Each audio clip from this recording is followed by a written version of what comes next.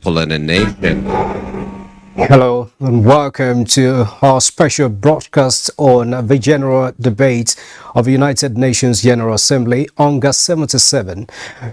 Just a couple of minutes ago, you just listened to the President, Federal Republic of Nigeria, President Muhammad Buhari, addressing the General Assembly. And right now we have the President of Iran talking to the General Assembly.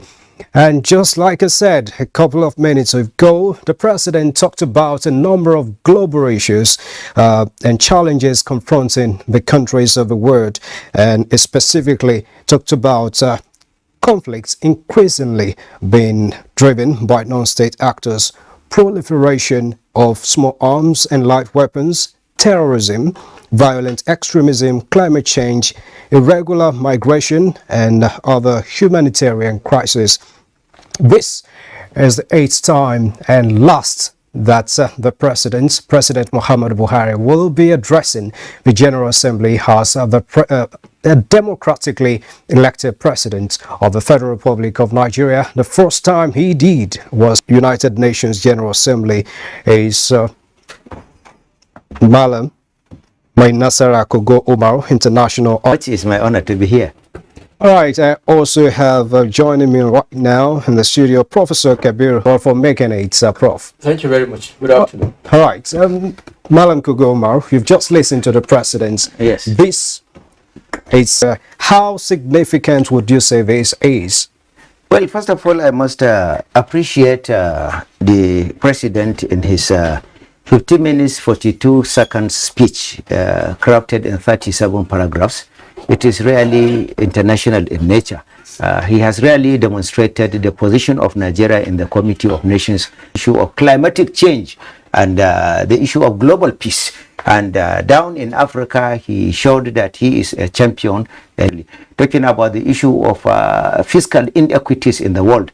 The issue of high indebtedness, calling on for global action towards reschedulement of the debt payment and even absolute cancellation of the debts, especially those countries that are facing huge crunch. Then traversing back to the 3 years of the COVID-19 era with the attendant problems that came about, talking about the need for really at the end of it, he talked about the legacies he would like to leave.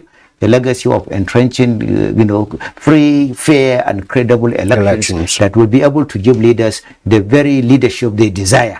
It's really highly commendable. Nigeria has really portrayed, even based on the way he entered, with the aura of his charming charisma, beaming with the smiles of with Gaptus. Mato, you want to quickly talk about Seeing at the small arms and light weapons that has continued to cause tremendous problems and security challenges for us in this country is also a global phenomena, and so many other things. Climate change, the crisis in other parts of the world that have severely impacted negatively on the global economy, which has obvious implication on the national economy. The surge in oil price, the foodstuff and what have you.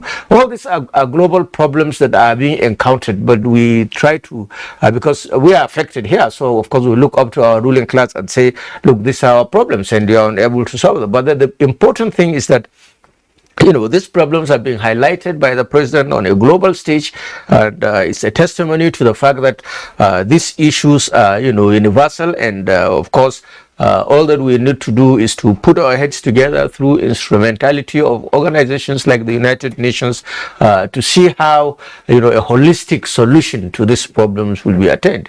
Otherwise, it will continue to be a huge crisis for various states to try to address. Yes, it's important. It's the components that make up the whole. But where the problem has become so endemic and universal as these challenges are, it's only natural that leaders should put their heads together, present these problems before a global forum such as the UN, address them with a view to evolving lasting solutions to these problems. And let me say without any fear of contradiction that these are crises that come, matter of vicious cycle in the life of human societies. You have a time of research, you have a time of recovery, you have a time of, recession, boom, etc., etc. So these are the challenges, and I'm sure, the president has adequately captured them and put them right on the table of, the global stage, so that, leaders, through, of course, the various agencies, technicalities, experts, and what have we, that will have would make efforts to what's bringing them to perhaps a solution for now. All right, thank you very much, Professor Mato. Now, Malam Kugo, we've been having addresses like this to this largest diplomatic gathering in the world. Yes. How much of benefit or support would you say have come through for Nigeria since we've been having this? Well, Nigeria is one of the largest beneficiary as far as the issue of international engagements at the level of the United Nations General Assembly is concerned. If you remember very well, not quite in the distant future, I think 2 years back, Nigeria's Professor Mohammed Bandi was the chairman of the UN General Assembly. This type of sitting that you see in Nigerian, it is a testimonial fact to the quintessential quality of leadership Nigerians at the diplomatic fora. International diplomacy has led the Commonwealth of Nations for quite some time, and then Nigeria has been the one that is championing the cause of African nations. For example, one of the clear examples is his talk about the need to come to the rescue of Somalia. So whenever Nigeria is talking, we don't restrict ourselves within our domestic forum. And at the same time too, he talked about what is even going on internationally when he said that individual interests of countries should not be allowed to conflict with the international order, peace and stability. Well. Talking indirectly about the happening in between Russia and this in Ukraine, vis-a-vis the implication of it in global politics. And then talking about the issue of the global warming too, especially which is being heated by countries that are European in nature. So Nigeria has been at the apex of according great given leadership at the level of the UN, talking about the glorious periods of when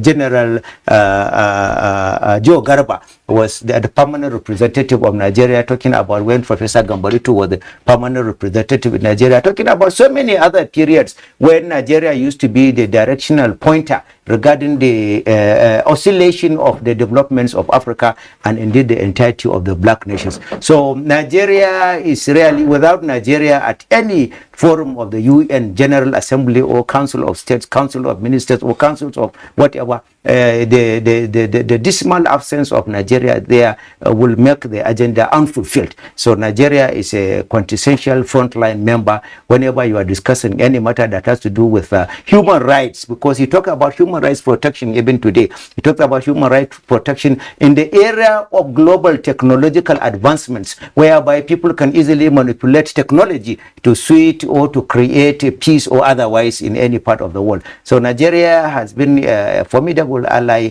and then even at the level of the Secretariat of the UN now, we have Hajia Amina Mohammed there, Amina Mohammed, who is the Deputy Secretary General, apart from so many other secretaries that we are having from the Republic of Nigeria. So Nigeria is really a giant when you talk about culmination or protection of the interests of third world countries, the black nations, and indeed the African continent, which is in tandem with Section 19 of the Constitution of the Federal Republic of Nigeria, in tandem with Sections 3, 4, 5, and 6 of the African Charter of Peoples and Human Rights, and the articles of the governance in Africa, and indeed Articles 1 and 2 of the UN Charter itself. All right, thank you very much, Malam Kogo. You can say that again, Nigeria is the giants of Africa, and we hope to continue to leverage on that and benefit the people of this country. Now, Professor Mato, President Buhari specifically highlighted what Nigeria has been doing regarding climate change, how to mitigate or to join hands with countries everywhere to mitigate the effects of climate change around the world. How would you assess what the country's been doing regarding this in the past? Well, I think the issue of climate change, again, like all other problems that the president highlighted during his speech, is part of the global, problems that we are facing at the moment. And I think the government is doing fairly well in trying to resolve this problem. It's a problem that actually does not have its origin from Nigeria, and therefore its resolution will not necessarily, have a Nigerian solution. But be that as it may, the government has a lot of responsibility in this direction, in ensuring that a lot of positive steps are taken in order to mitigate especially the negative impacts of climate change, which apparently is visible everywhere. Today perhaps is the 21st of September, and you can see ordinarily in the last few years, that we passed by the middle of September, the rainfalls are over, especially in certain parts of Nigeria, the north especially, but today we're having heavy, we woke up today, all these are products of so on and so forth. Are some of the steps that the federal government actually is taking in order to mitigate that. But like I said, it's a global problem that requires global solution, and therefore tabling it before the United Nations is very timely. Again, one of the tragedies of the United Nations since its establishment in the 1940s is the actual efficacy of a lot of the resolutions that it takes. How effectual have these resolutions been? It's the United Nations General Assembly, as we witnessing now, simply serving as a forum for leaders to go and state their local and then global problems. So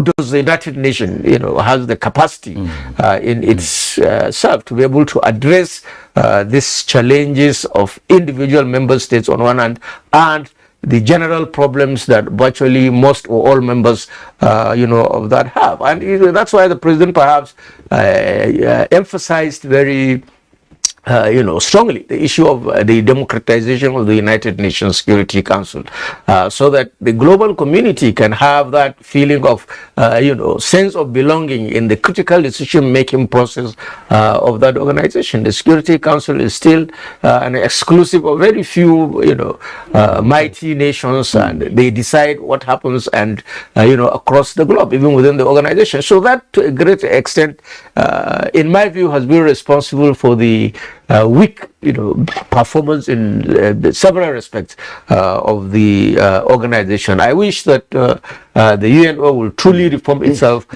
so that, I remember Nigeria is the largest black nation on the surface of the earth. If Nigeria, for instance, is a permanent member of the United Nations Security Council, you can see the psychological component of attainment that the black race across the globe will have, on the United Nations, and especially on matters relating to Africa, Asia, Latin America. These are countries that are commonly referred to as the third world. They don't have a voice, at the Security Council, and I believe that it's obvious and it's very, very strategic that going forward, the United Nations must begin to think of effectively democratizing itself, democratizing the Security Council by getting, other countries, different interests to be part of it. All right, Professor Matu, I really appreciate the fact that you brought this democratization of the Security Council to the fore. Now, Malam Kogo, yes, one of the global challenge that the world is facing is terrorism and extreme violence. Nigeria is having a very large share of that. I'm sure you agree with me, because of the insurgency, banditry, and all of that we're facing at the moment. Now, would you say Nigeria has indeed leveraged enough on this kind of platform of a General Assembly or UN to combat this, to finding solutions to this challenge we have? Well, it is necessary for the UN to come into intervention regarding the issue of international terrorism. Terrorism as a concept is international in nature. Paradoxically, you can talk about it in the context of domestic happiness. It is happening here, it is happening here, because of the international law that talks about lex loci celebrity. In other words, the law of the country where the event happens should be the law to be applied. But I think it is high time we modify that one so that you internationalize this. There is an international criminal court. It should be, the jurisdiction should be widened to cover, for example, place of manufacture of any article of terrorism. For example, the place they manufacture guns, the place they manufacture ammunition, the place they manufacture whatever, you understand. The country should be held responsible for allowing influx or outflow, the exodus of all its own products to other nations, because it will be injurious to other nations. So it is necessary for the International Criminal Court aspects of jurisdiction to be widened so that we will be able to hold countries responsible. If you are manufacturing something, you should be able to manage and restrict its own circulation within the bounds of the limited ability. And at the same time too, there are other areas that need to be distinct. For example, the issue of fiscal democracy in governance. The fiscal democracy in governance here, I'm talking about the issue of movement of funds from one country to the other. There is no machinery to be able to checkmate this type of activities except at the domestic level of national sovereignty. It should be internationalized in such a way that appropriate sanctions for movement of money, articles, and other things without the consent of the originating country. It should be inflicted. For example, when they check our funds without the consent of the domestic decision, it should be sanctioned as illegal money and should be repatriated immediately into Nigeria without going into the technical, rigorous nature of trying to talk about repatriation. The same thing too in terms of areas of trade and investments. It should be regulated in such a way that the currency of the originating country should be the currency of doing international business rather than dollarization of international global businesses with the dollar of the United Nations denomination. I think if we do that type of things, it will promote and improve economic capacity of other nations. For example, Nigeria, if you are exporting crude oil, the trade should be based on Naira, so that the value of Naira will increase, the quantum of our economic capacity too will increase, rather than using a foreign currency to be able to export what is our own original decision. Another area too is for the United Nations organization to bring about institutional mechanism whereby countries should not be seen to be above the law. In a situation whereby it is against the law for you to use nuclear arsenals, for you to do whatever, talking about the reference of the case of the United States against Iran, Iraq, Libya, and so many other countries, or the case of the seeming aggression of Russia against Ukraine. All these type of things there should be an institutional mechanism to be able to checkmate, to be able to show that no nation can impose its wills over and above international decorum, international peace, and international stability. At the same time too, it is very, very important, like my brother talked about the issue of democratization. There are countries that really, whether you like it or not, they are very, very important, bold countries in global matters. Talking about countries like India, talking about countries like Turkey, talking about countries like Brazil, talking about Nigeria here in the African context, and Egypt to some extent. These countries definitely should be considered for democratization. If democracy, like the president said, is a quintessential model of leadership that the whole world should subscribe to, then it should begin with the leadership of the world body. It should be democratized in such a way that everybody should feel a sense of equality in the way he is being governed by the global body. These, yes. Thank you very much, Malam. So all of these issues that you have thrown up from one country's posing threat to another, and then democratization of the Security Council, certainly United Nations is not oblivious of these issues. But over the years now, would you say this organization has been proactive enough to doing certain things like Malam Kogo has just pointed out, the issue of Russia and Ukraine, or is it just a matter of a toothless bulldog? Well, I think it's more like a toothless bulldog actually than an institution that has the capacity to bag and bite.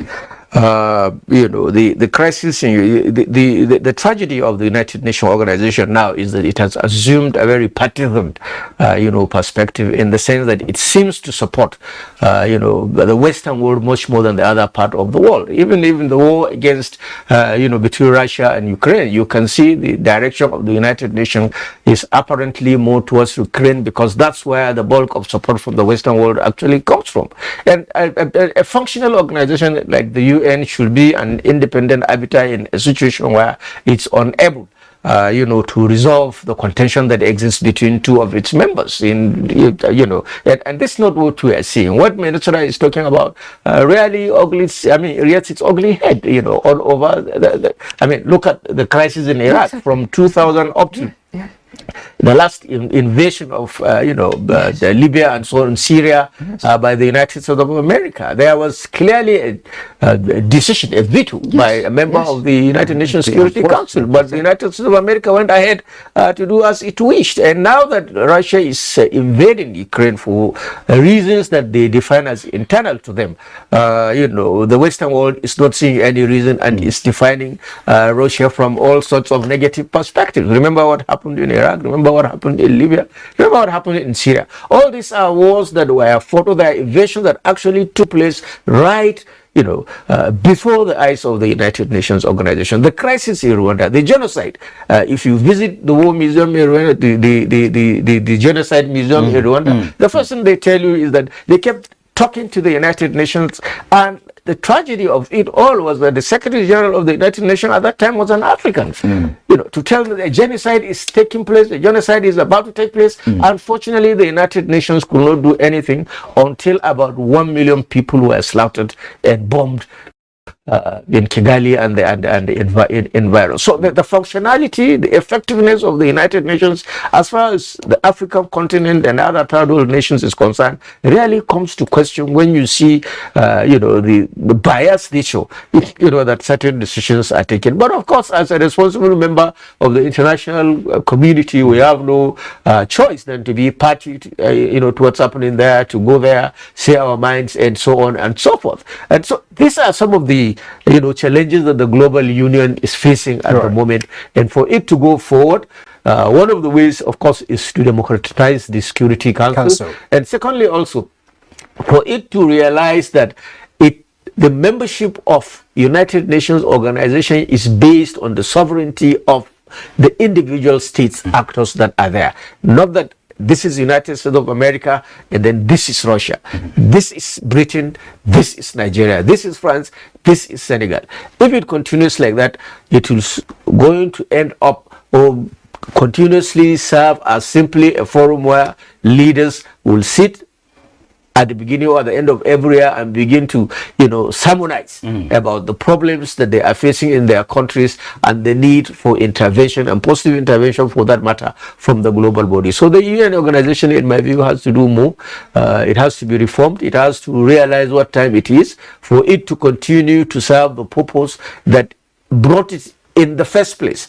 The fellow of the League of the League of Nations was responsible for the emergence of United Nations organization, and it appears that we are still not prepared, to understand the history and the genesis of the evolution of this, global body, and for it to be able to play the roles that are expected of it by the entire global community. A nation of over 200 million people like Nigeria should be a nation that adequately represented. Adequately represented, and even not for the sake of even the black race. Thank you very much, Professor Mato. Now, Malan Kugo, like Prof just said, how do we have a true United Nation that says indeed can live up to expectations of what we want as nations of the world, and then to reduce more Russias coming up that can stand against a united world? Well, in addition to the need for democratization of the UN in all ramifications, it is very, very critical. We advise that countries like Nigeria should spearhead strengthening of leadership other continental and regional levels. The strengthening of some institutions that should be evolved at the African level, at the regional level of West African sub-region. We should be able, in fact, Africa and indeed the entirety of the third world will never get it correct so long that veto power exists, so long that there are permanent and non-permanent members, so long that veil of inequity is not removed, and so long Africa did not consider the need for you to have your international monetary system unified.